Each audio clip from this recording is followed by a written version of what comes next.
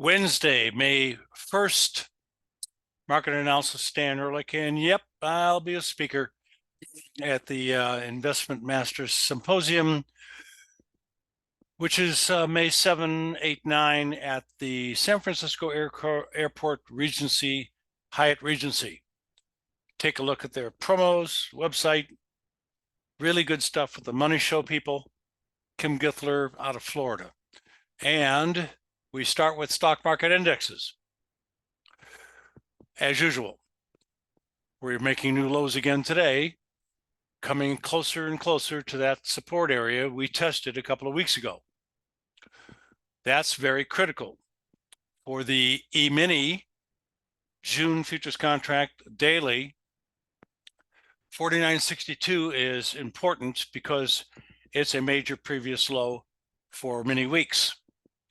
Not only that, I think it's probably the last important low we are going to take out in the next, this month. And I think by the end of this month, we may see the test of 4,900 or 49,000, 4,900, and maybe even 4,800 area for a significant bottom turning point for a new move. Now, obviously, I hope I get a bullish ER buy signal, green signal, when we get down there, but we'll see. Nevertheless, that's my expectation. And the chart now for the 5-minute E-mini looks like we're probably going to make a new low, maybe in the next half an hour, but today, and sink off a little bit more. We're down 90 cents, almost a point, not terrible. But the resistance area that we established quite a while back has stopped the bounce back up this morning, which was pretty minor. Then new lows. Then it tried it again just recently, and now coming very close. Next chart is the spider, which of course is the granddaddy of the E-mini and a micro E-mini. Did close its gap on the way down yesterday, which really fell apart in the last half an hour or so. Actually, I think it was the last 10 minutes. And yeah, this is the 5-minute chart. In the last 10 minutes, it just like doubled the amount it was down for the day. Going back to the daily chart, first support is the 493 area. Not that big a deal.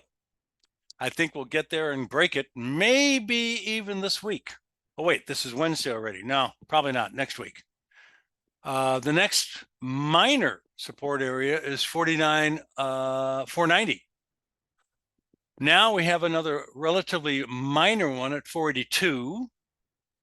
And so the real support, trading ranges in December and January, is where I'm expecting this decline to stop. And that's 477 and a little under.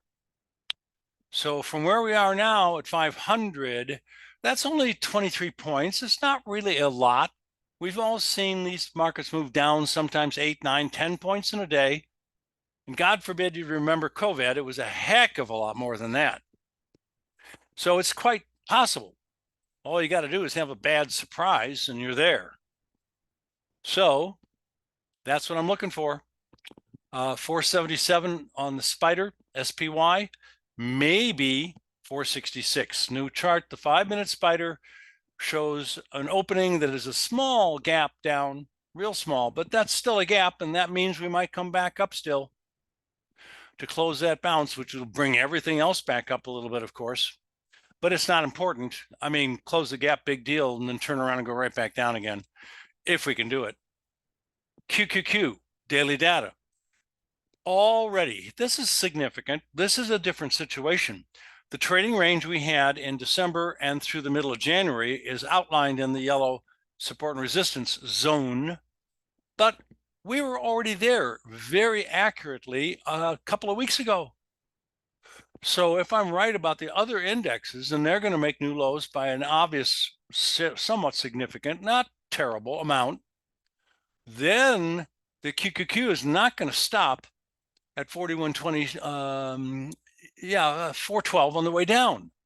It's going to end up going probably to the lower end of this support zone that I've got.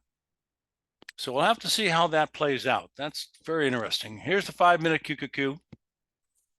Looks like it could make a new low sooner than the rest. for the move down for the last couple of months. With the NASDAQ futures contract, it is essentially the same thing, of course. We already have tested and bounced into significant support. And I've got a little bit different support resistance zone outlined here, but it's very similar. Looking for new lows. Okay, NASDAQ 5-minute. This is a new low for a few days already, like most of the others. But again, we're not very far, really. This isn't down very much on the day. Net change, 625 ticks. So in the upper right-hand corner, these green and red numbers are the number of ticks for that particular instrument or symbol. Next chart, we're going to the Russell. It's 2000 daily data. This is a different chart. 2 years of rally highs have stopped approximately in the same zone. Not very narrow, it's fairly wide, but we have never for 2 years made long-term new high without failing so far. Of course, that'll change sooner or later. But I can't rule out the possibility of this coming down all the way into this red zone again, although I doubt that. That seems like a long ways. The 1 minute or 5-minute Russell chart probably will make new lows for a few more days more quickly than the other indexes. Bonds, Dow Jones for the daily chart had a bullish engulfing at the bottom of the break. Great buy signal, lasted a few days. We had a fantastic sell signal at the top of the market to the day, which is exactly why I've developed the ER signals automated trading system. So there was a great combination. Sell signal ending up in a buy signal at the bottom, ending up with a small profitable trade on the rally. Now we're flat. So I'm looking for new lows. What can I say? Dow Jones futures contract, the YM, and also on the daily basis, today it already has made new lows since April 19th. And it's not far down to make new lows for a significant more number of days. By the way, on this 5-minute chart, here are the two trades, one going down and the other one going up a little. Both of them turned out to be good. That yellow dotted line is our automated trailing stop. As you can see, sometimes it doesn't move in a day. Sometimes it moves several times in a day. It depends upon a couple of different factors. It's not an amount trailing from the lowest low. It's not a percentage amount. Next chart. We got the bonds sideways today. New low by a couple ticks. Yesterday was a bearish engulfing, but we haven't broken the high of yesterday, so we still could start to slip a little more. I am mildly bearish on interest rate futures and notes, interest rate futures in general, bonds and notes, because I really don't think I'm going to get a collapsing huge break to the downside while the rest of the stock market drifts on lower to new lows into my major support areas. That, again, the trading range from the middle of December to the middle of January. That's the big downside objective area for my stock indexes, of which the NASDAQ has pretty much done it already, but it'll probably make new lows. Now, the notes look very much the same. I've altered my trading channel a little bit in the last couple of days.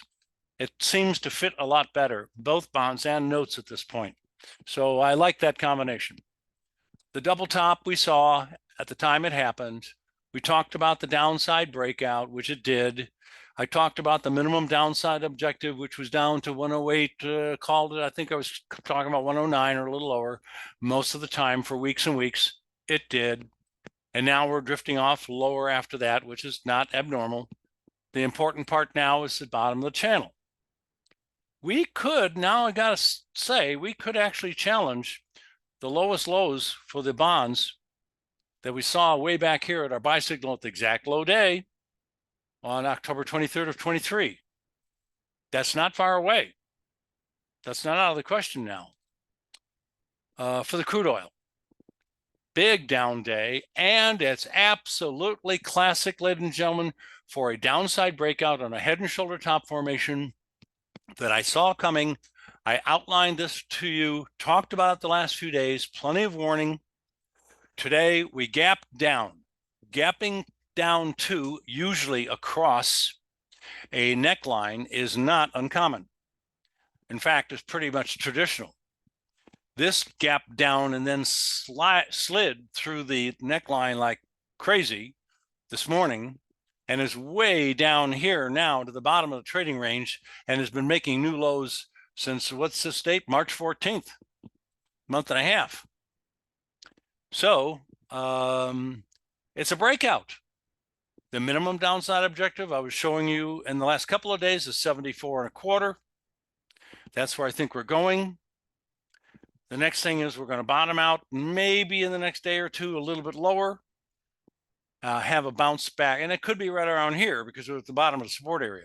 Bounce back up toward the neckline, but you're not supposed to go above the neckline and you're not supposed to close above the neckline. Closing above the neckline could ruin everything. Getting above it a little bit and then pulling back down, that happens a lot. So after that little rally starting soon, and maybe from right now, I don't know, it's a good spot to maybe do that, we'll see new lows again. But we might see minor new lows, then the rally, then down. Next, natural gas. I believe this to be good information, and we have gapped down this morning. We're down quite a bit. This is the June futures contract, and bottom of a downward slanting wedge. You can call it a downward slanting pennant if you want. We touched again, just like a few days ago, the bearish, because it slants downward, support line, because we're trading above it. It's support when you come down to it. And that's typical for the bottom of a channel. You could say those things, except is the channel slanting up or down? But that's the name of this line. It's a bearish because it slants downward, support because we're bouncing off of it as you dip down a little bit. So today's low looks like it could very well hold. And we're going to go back up to the low of yesterday to close the gap. And it might take a couple of days. Therefore, we'll be close to the bearish resistance line, which is the top of the pennant, and maybe stop, maybe break out. Downward slanted patterns usually break out to the upside. Next, gold, silver, platinum, copper. Looking at gold, new lows. Not quite oversold yet. I think it has a chance, although it's a little bit of a stretch, to come all the way down to 2205. That's quite a ways to go from 2312, unless you have 1 or 2 days in a row that are really big down hard days because of something. Then we'll be there and we'll be very substantially oversold, very substantially. Then we're going to bounce. But right now, you could get oversold with simply a dip down to, say, 2250. And that may very well be on its way, in general, down to lower levels. I wouldn't go short here. I think there's a little more downside potential. That's the best I can say. Silver, new lows again like yesterday. Not oversold yet, but boy, we came super close. In fact, the RSI today got down to 25.23 on my custom RSI. This is not Wells Wilder's original. I learned RSI from Wells Wilder himself in the 70s. So we're close. So I thought the same kind of thing for silver, but this has a better picture, so to speak. A little bit lower would get you oversold, and it would be at the bottom of the support area. And that combination is a little more likely to produce a bounce. Platinum. We're looking at the possibility of an outside down day, but it's not sinking enough. In fact, we're right there. Sorry, more like the middle of the range. We're bouncing off of a resistance area. The rally today was almost right at the resistance. Now, you guys and gals know I'm not talking about an super exact to the tick numbers of support and resistance and downside, upside objectives. I hope they are very, very, very close to the end of the moves. I try to get to as exact as I can, but as long as I come darn close, I think that's going to be okay. Now, this is pretty close, not necessarily darn, but whatever. And it stopped. And here we are down here, middle range. We might just sink off a little bit more. You're kind of between a rock and a hard spot at the moment for the platinum. Not sure what's going to do next. I got the oversold in support, mentioned it was going to go up, it did. So now I'm going to wait. Next, high grade copper. It did have a bearish engulfing. I've double, triple, quadruple checked it for the July futures contract yesterday. And we are down 43 ticks. It did make a lower low today than yesterday's low. It is working just fine. First stopping point on the way down, if I'm right, is going to be 4475-ish. That's the beginning of a support area. And anywhere in there down to about 43.25, we could end up bottoming out. We will probably be oversold by the time you get down there. We'll see what happens after that, but I'm pretty sure that's about what's going to happen. By the way, this reversal yesterday is fairly sizable, involving a very overbought condition for a couple of weeks, and what I said looked like a blow-off top. That means that the reversal of yesterday could very well be, should very well be, a lot more profound than a lot of others I've seen. I would say at least as profound as this one back here on August of 23, which led to a pretty good break. And how lucky is that? We got a bullish engulfing at the bottom of that break. I'd love to see that again. So looking for lower levels, and they might be pretty darn significant for weeks and weeks. Soybeans, oil, meal, corn, wheat. Double bottom soybeans, that's not the whole story. We got the bullish engulfing on the second low. So far, so good. Although today, we have another new low for a dip down. It's already a little bit more than I would have liked. But I can still honestly tell you we have a buy signal at the bottom of the break, and it was the second low of a double bottom formation. But when you take into consideration this double bottom has taken place in an area where the market has bottomed out in May of 23, a year ago, and then again in July of 22, another year earlier, it adds a whole new dimension to this double bottom.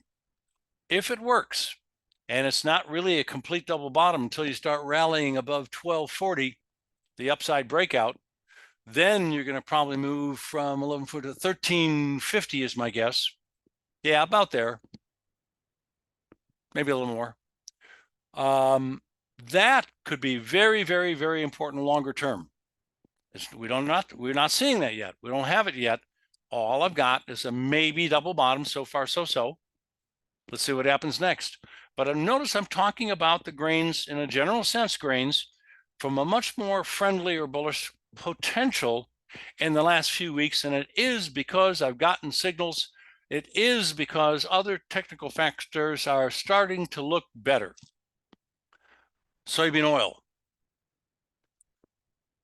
New lows yesterday, but it doesn't kill the daily data bigger possible, maybe head and shoulder bottom. It's awfully big. I really don't like 2-year head and shoulder bottoms, and they're pretty rare. Head and shoulder bottom, usually a month or 2 or 3 or 4, small to medium, 4, 5, 6, 7, medium sized. A year is getting to be kind of big. 2 years is very big, not normal. Very few of these around. I've been watching these for 5 decades. So I'm skeptical this is going to work, but I can't help it. So far, the body parts are there. You got the timing approximately correct. You got the lows of the shoulders about where they should be. You've got a neckline that slants downward slightly. You got another major bear trend line that's extremely similar to the neckline, but not exactly the same. You just don't have a turn up of any significance yet. So I am talking about this situation developing way before it's going to be obvious to people that are not used to looking at head and shoulders. And I'm going to have to erase my opinion completely if we start making lows lower than yesterday's lows by probably, well, I don't want to see 40.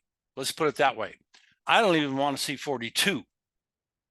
So basically, lower lows is going to start to turn me around, but it's not happening today. We got an inside doji. Let's see what happens. Very, very, very big potentials. Maybe. Meal. Also, a very profound, significant historical support area that started to develop March of 22, 2 years ago, has proven to have been pretty reliable. Last time we were breaking it slightly, we got a bullish engulfing buy signal, and it was a great low. Right up we went. Then we came down for a little double bottom at support. Sound familiar? And rallied quite a bit.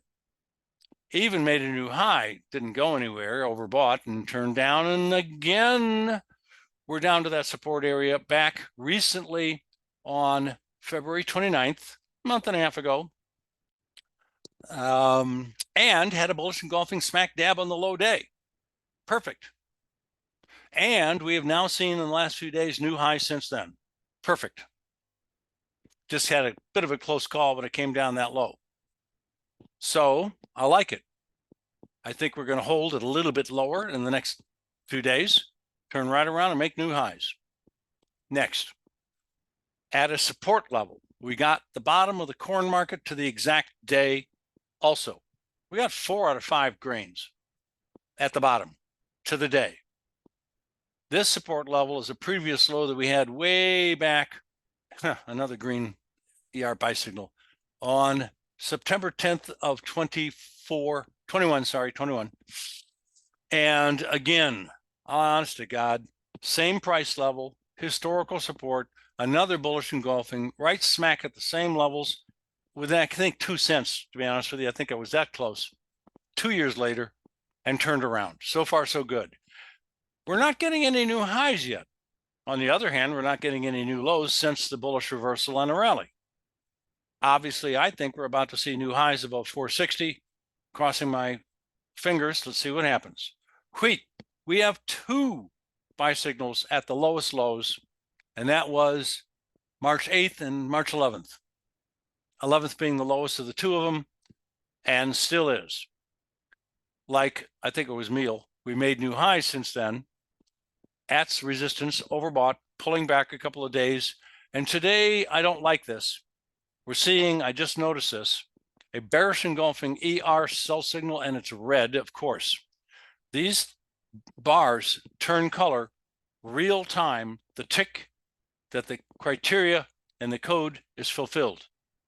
When the signal is given to the second to the tick.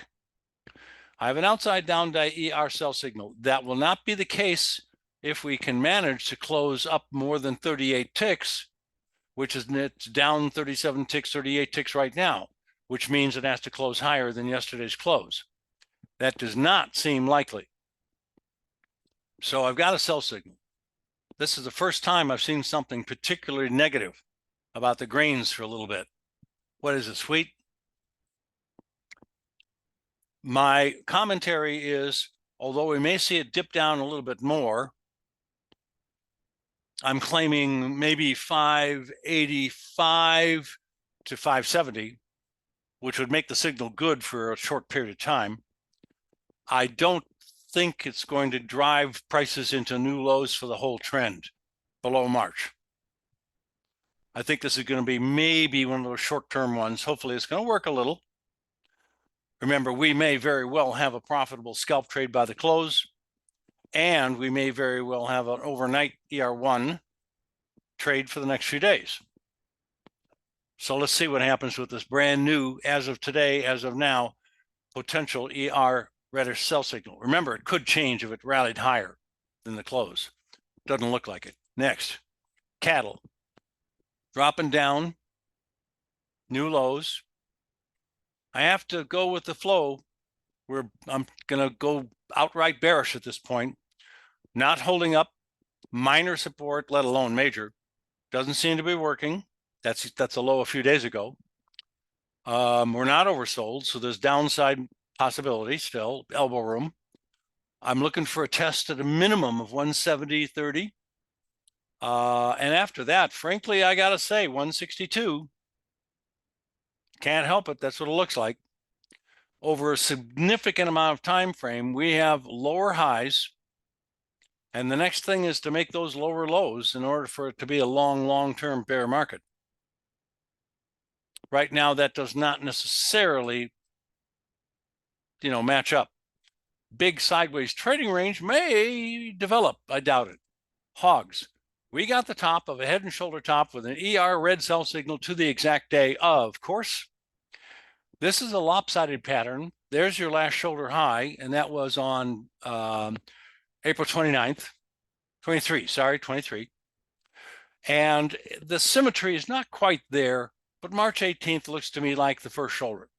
It's also not particularly well developed, but it's there. Shoulder, head, sell signal, perfect, great. You can't get better than getting a sell signal on the top of the market. And you can't get better than getting a buy signal on the bottom of the market. And those of you that have been following me for, what has it been, 300 and some videos, 400, I forgot, have seen a lot of them, which is great. Today, this is the beginning of a downside breakout for a head and shoulder top formation I've been talking about for a few days. We are almost low and last. We are making new lows since April 1st, a month. And it's well below the neckline. This is a fairly large downside day. That's classic on a downside breakout. The volume is probably pretty high, and I don't talk about volume very often. Nobody's asking about that. Just not much of a volume guy. I know how to use it. I just don't bother. Don't need to, apparently. I don't want to. But that's one of the high volume tends to legitimize any signals that you see or formations. It's useful information. I'm not trying to, say I'm not thinking volume's useless. It's important for those of you that like to use it. Fine. So there you go with the hogs. I'm going to pass on the New York Stock Exchange, OJ, cocoa, coffee, and so on for today. Already been about 30 minutes. You guys have a great trading day. Bye-bye.